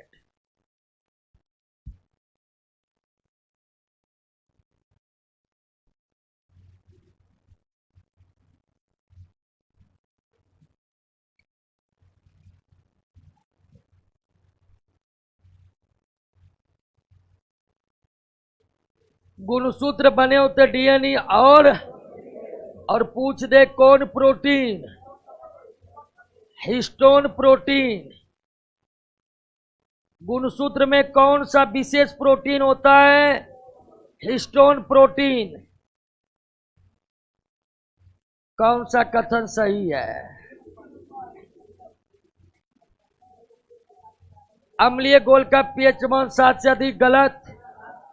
अम्लीय घोल का पीएच मान 7 से कम होगा। क्षारीय विलयन का पीएच मान 7 से कम नहीं, 7 से अधिक होगा। उदासीन घोल का पीएच मान 7 के, अरे ये भी सही है। पीने वाला जल थोड़ा सा अम्लीय होता है, ये भी सही है। ऐसा इसलिए कि पीने वाले जल में थोड़ा सा वायुमंडल का कार्बन डाइऑक्साइड घुल जाता है और बना लेता है H2CO3, यानी कि कार्बोनिक अम्ल। क्या बना लेता है? कार्बोनिक अम्ल। वो जो फेंटा कोला पीते हैं उसमें कौन अम्ल रहता है? कार्बोनिक अम्ल फेंटा कोला में जो बनता है वो किसके कारण? तो जो जल हम पीते हैं ना उसमें थोड़ा सा वायुमंडल का कार्बन डाइऑक्साइड क्या होता है? घुल जाता है। और जल में थोड़ा सा कार्बन डाइऑक्साइड घुलेगा तो क्या बनेगा? कार्बोनिक अम्ल H2CO3। और इस अम्ल के कारण पीने वाला जल थोड़ा सा क्या हो जाता है? तो यहाँ सी भी सही है और डी भी सही है, दोनों कथन सही है दोस्तों। अब पीने वाला जल थोड़ा सा अम्लीय क्यों हो जाता है? तो वायुमंडल का कार्बन डाइऑक्साइड घुलने के कारण। तो क्वेश्चन में थोड़ा त्रुटि है, क्योंकि यहां पर सी भी आपका सही है और डी भी आपका सही है। विरंजक चूर्ण, विरंजक चूर्ण जब बुझा हुआ चूना, जब बुझा हुआ यानी कैल्शियम हाइड्रोक्साइड को कहते हैं बुझा हुआ चूना। जब बुझा हुआ चूना पर क्लोरीन गैस प्रवाहित की जाती है तो बनता है कैल्शियम ऑक्सीक्लोराइड, और कैल्शियम ऑक्सीक्लोराइड को ही कहते हैं दोस्तों क्या? Bleaching powder. अब ब्लीचिंग पाउडर का जब रासायनिक सूत्र तय हो चुका है तो निश्चित ही यह क्या है? और यह ब्लीचिंग पाउडर को कैसे बनाया जाता है देखे कि न देखे? जब बुझे हुए चूने पर कौन गैस? क्लोरीन गैस प्रवाहित की जाती है तो ब्लीचिंग पाउडर का निर्माण होता है। कैल्शियम ऑक्सीक्लोराइड को ही ब्लीचिंग पाउडर कहते हैं। इसमें पाउडर या चूर्ण लगा होने के कारण कभी कभी कंफ्यूजन करेगा कि ये क्या है? मिश्रण। और इसी कंफ्यूजन के कारण ये प्रश्न पूछे जाते हैं।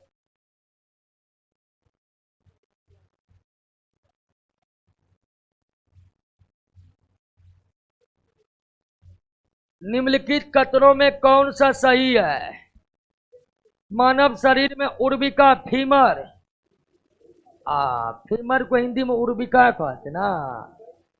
क्या बात, हम भी पहली बार जाने हैं। फीमर सबसे लंबी है, बिल्कुल। एक सामान्य मानव के फीमर की लंबाई 48 सेंटीमीटर होता है। एक समान लंबाई के मानव की फीमर हड्डी की लंबाई कितना होता है? हैजा रोग जीवाणु के द्वारा होता है। एथलीट फूट विषाणु नहीं, एथलीट फूट कवक के कारण होता है। एथलीट फूट कवक के कारण होता है। 1 और 2 सही है।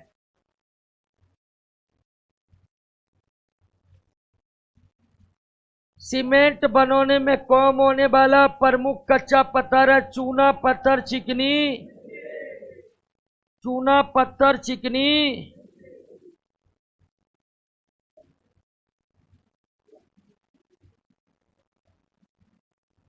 और चूना पत्थर सीमेंट में क्या प्रदान करता है? और चिकनी मिट्टी प्रदान करता है दोस्तों सिलिका, एल्युमिनियम ऑक्साइड और लौह ऑक्साइड। सीमेंट में सबसे ज्यादा मात्रा किसकी होती है? कैल्शियम ऑक्साइड की। उसके बाद किसकी मात्रा? सिलिका, सिलिकॉन डाइऑक्साइड को ही सिलिका कहा जाता है। एल्युमिनियम ऑक्साइड 5 से 10%, और सबसे कम लौह ऑक्साइड। तो सीमेंट के प्रमुख अवयव कैल्शियम ऑक्साइड, सिलिकॉन डाइऑक्साइड या सिलिका, एल्युमिनियम ऑक्साइड और लौह ऑक्साइड है। तो सीमेंट में कैल्शियम ऑक्साइड को प्राप्त करने के लिए चूना पत्थर और इन तीनों को प्राप्त करने के लिए चिकनी मिट्टी लिए जाते हैं। और ये दोनों लिए जाते हैं किस अनुपात में? चूना पत्थर 3 भाग, 1 भाग चिकनी।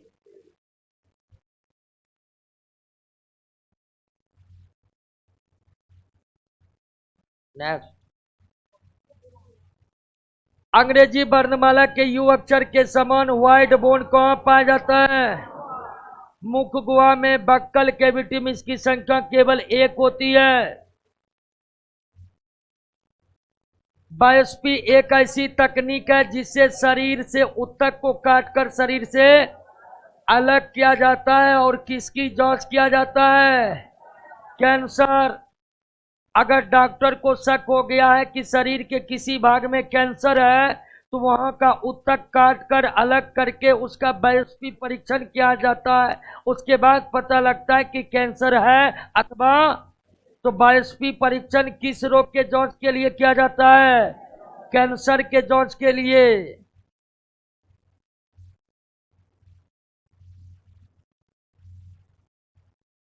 मान लीजिए आपके पास ABCD से चिन्हित 4 परख नली है, यानी टेस्ट ट्यूब है। ए में सादा जल, बी में क्षारीय विलयन, सी में अम्ल का विलयन और डी में सोडियम क्लोराइड का विलयन है। इन विलयन में कौन फिनोल्फथेलिन विलयन को गुलाबी कर देगा? फिनोल्फथेलिन विलयन में अगर एसिड डालिएगा तो रंगहीन हो जाएगा और क्षार डालिएगा तो आंसर क्या होगा? फिनोल्फथेलिन विलयन कलरलेस होता है, उसमें अम्ल डालने पर वो कलर लेस ही बना रहता, लेकिन क्षार डालने पर वो कलरलेस से क्या हो जाता है? गुलाबी। तो फिनोल्फथेलिन के रंगहीन विलयन को गुलाबी करने की क्षमता किसमें है? क्षारीय विलयन में है। यदि पृथ्वी अपने अक्ष पर पश्चिम से पूरब के बजाय पूरब से पश्चिम की ओर घूमना शुरू कर दे तो जी का मान विषुवत रेखा पर क्या रहेगा?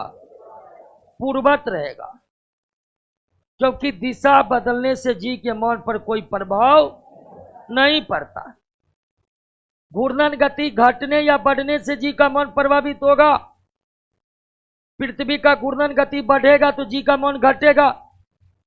अब पृथ्वी का घूर्णन गति घटेगा तो जी का मान बढ़ेगा, लेकिन दिशा बदल जाने से जी के मान पर कोई प्रभाव। निम्नलिखित कथनों पर विचार कीजिए। रेडियो सक्रियता को किसी बाहरी कारकों के द्वारा नियंत्रित नहीं किया जा सकता। बिल्कुल सही है। एक रेडियो एक्टिव एलिमेंट से निकलने वाले विकिरण को, अल्फा बीटा गामा को आप किसी भी विधि से रोक नहीं सकते हैं। नाभिकीय विखंडन को बाहरी युक्तियों के माध्यम से नियंत्रित किया जा सकता। बिल्कुल। परमाणु रिएक्टर में क्या होता है? नाभिकीय विखंडन। और परमाणु रिएक्टर में नियंत्रक क्षर लगाकर नाभिकीय विखंडन को क्या कर दिया जाता है? नियंत्रित।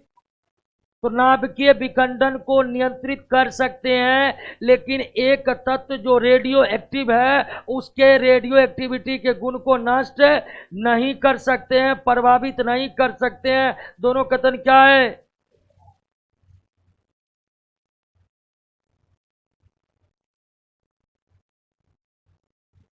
80 ओम के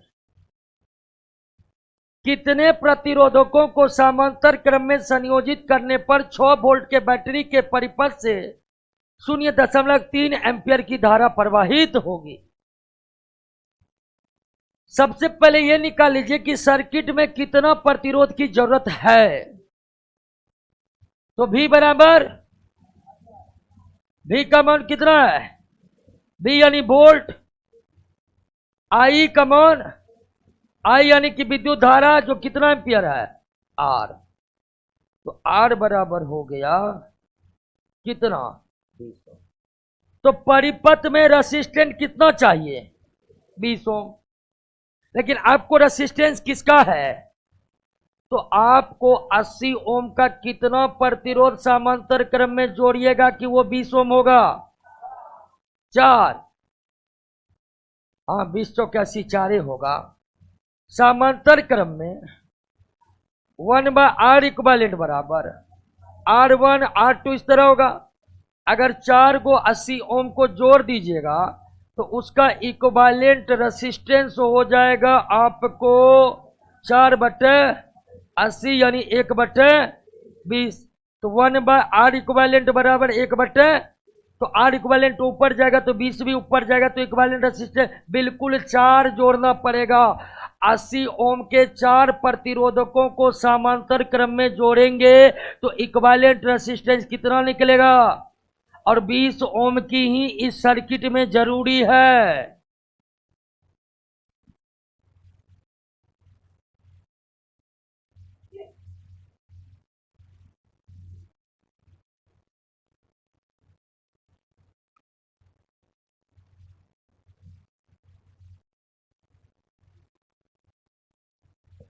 निम्न में कौन सा रोग विषाणु जनित रोग नहीं है?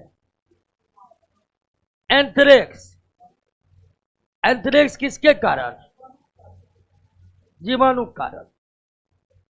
सार्स जिस तरह का कोरोना रोग था ना रिस्पिरेटरी सिस्टम का, उस वही सार्स रोग जो है श्वसन तंत्र से संबंधित रोग है, वायरस के कारण होता है। फुट एंड माउथ यानी खुरपका मुंहपका रोग विषाणु के द्वारा होता है, लेकिन एंथ्रेक्स रोग पशुओं में होता है, पालतू पशुओं में होता है। और किसके कारण? सभी अम्ल क्षार और लवण क्या होते हैं? विद्युत अपघट्य होते, इलेक्ट्रोलाइट्स होते हैं। क्यों? तो अम्ल भी जब जल में घुलेगा तो आयन में टूटेगा, ये अम्ल है। क्षार भी जल में घुलेगा तो वो आयन में टूटेगा, ये क्षार है। लवण भी अम्ल में घुलेगा तो आयन में टूटेगा, और जब आयन में टूट गया तो उस जलीय विलयन से विद्युत प्रवाहित करेगा, और ऐसा जलीय विलयन जिससे विद्युत गमन कर सके उसे क्या कहते हैं? तो अम्ल भी इलेक्ट्रोलाइट बनाएगा क्योंकि वो भी जल में घुलते हैं तो आयन में टूट जाते हैं। क्षार भी विद्युत अपघट्य बनाएगा क्योंकि वो भी जल में घुलते हैं, आयन में टूट जाते हैं। लवण भी विद्युत अपघट्य बनाएगा क्योंकि वो भी जल में घुलते हैं तो आयन में टूट जाते हैं। और जब कोई पदार्थ जल में घुलकर आयन में टूट जाएगा, जल में घुलकर आयन में टूट जाएगा तो वो जलीय विलयन विद्युत का सुचालक बन जाएगा, और ऐसा जलीय विलयन जो विद्युत का सुचालक होगा वही क्या कहलाएगा? बात समझ गए?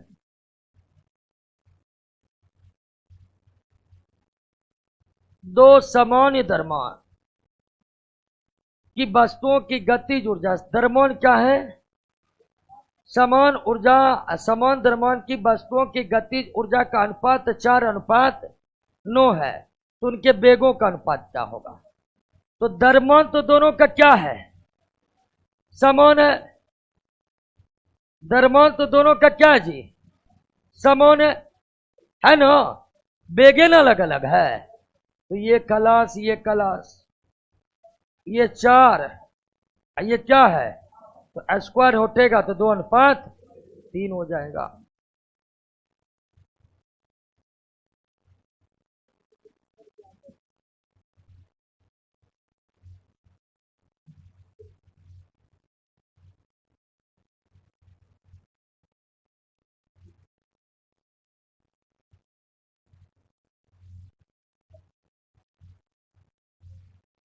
मानव शरीर का कोई ग्रंथि नहीं है। जठर एक प्रकार का क्या है? रस है। ये अमाशय के जठर ग्रंथि से निकलता है, ये कोई ग्रंथि नहीं है।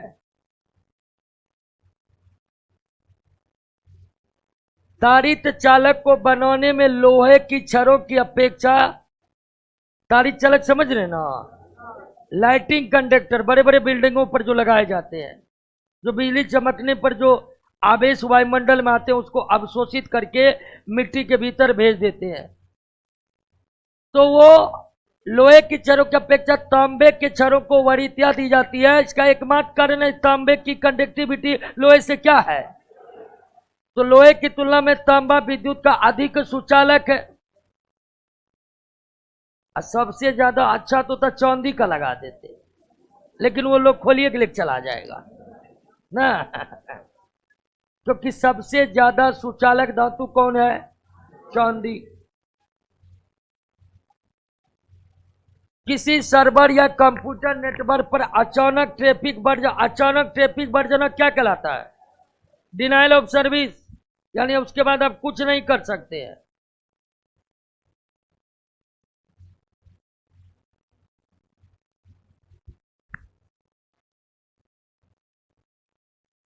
पंद्रह डिग्री सेल्सियस ताप पर एक गैस का आयतन 360 मिलीलीटर है।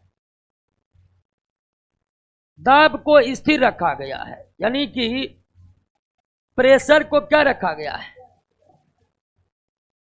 रख कर गैस का ताप धीरे धीरे बढ़ाया जाता है। तो किस ताप पर गैस का आयतन अपने प्रारंभिक आयतन का दुगुना होगा। तो अगर P कांस्टेंट है तो गैस का आयतन उसके परम ताप के क्या होता है, समानुपाती। परम ताप यानी एब्सोल्यूट टेम्परेचर, और टेम्परेचर को जब केल्विन स्केल पर मापते हैं तो वो परम ताप एब्सोल्यूट टेम्परेचर कहलाता है। और ये नियम है किसका, नियत दाब पर गैस का आयतन गैस के परम ताप के, ध्यान दीजिएगा ताप नहीं, परम ताप के समानुपाती होते हैं।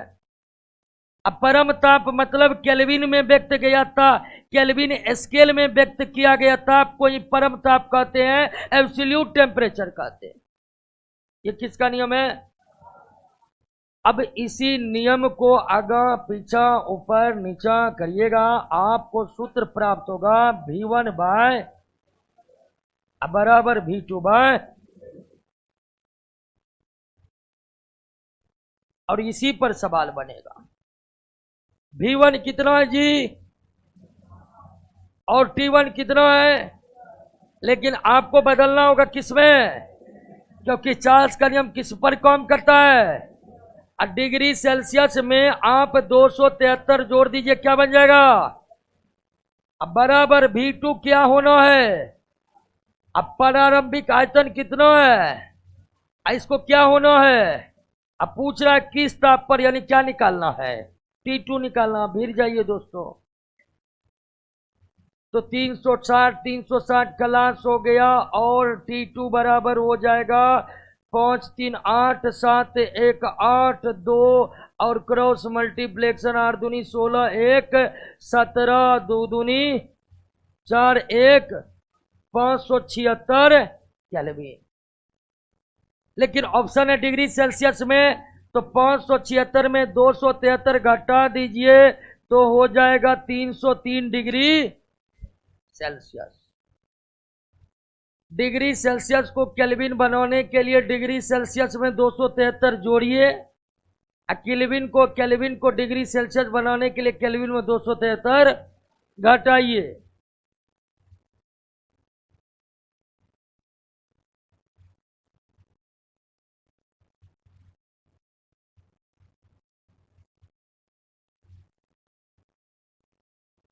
नेक्स्ट,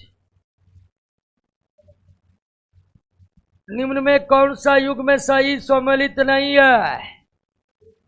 सफेद कशिश सही है, नीला कशिश गलत है। 7 H2 जगह क्या होगा, ब्लू विट्रियोल में जल के 5 अणु जुड़े होते हैं। विट्रियोल का मतलब सल्फेट, या सल्फेट का ग्रीक नाम क्या है दोस्तों, कशिश। कशिश या विट्रियोल लग गया, समझिए सल्फेट की ही बात हो रही है। और ये सब के रंग के कारण है। कॉपर सल्फेट किस रंग का होता है, इसीलिए नीला कशिश कहते हैं। फेरस सल्फेट किस रंग का होता है, इसीलिए इसे हरा कशिश कहते हैं। कशिश कहते हैं सल्फेट के कारण, रंग आया है क्योंकि वह उसी रंग का है।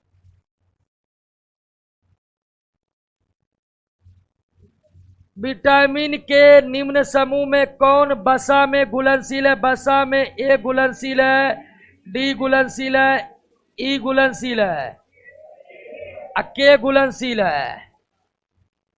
तो टेकोफेरोल यानी विटामिन ई, नियासिन यानी विटामिन B3 को क्या कहते हैं, अब विटामिन बी वसा में घुलनशील। थायमिन कहते हैं विटामिन बी। अब विटामिन बी जो है जल में घुलनशील है, वसा में। एब्सॉर्बिक एसिड विटामिन सी को कहते हैं, ये भी calciferol, vitamin D, carotene, vitamin A, tocopherol, vitamin E, ये तीनों वसा में घुलनशील है।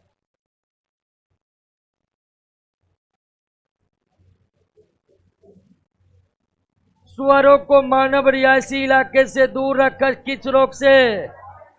सुअर जापानी इंसेफेलाइटिस रोग के वाहक वायरस के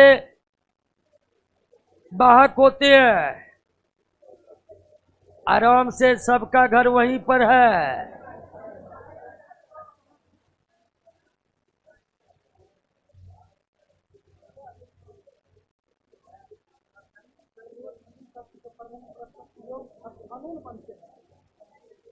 तो अणु यौगिक न होगा, यौगिक का ही सूक्ष्म कण अणु होते हैं।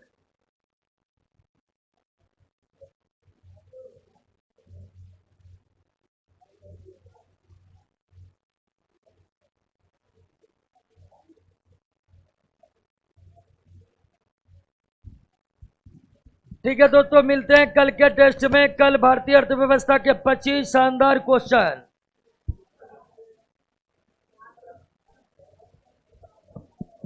कल शुक्र है ना, ये कल फ्राइडे ना है।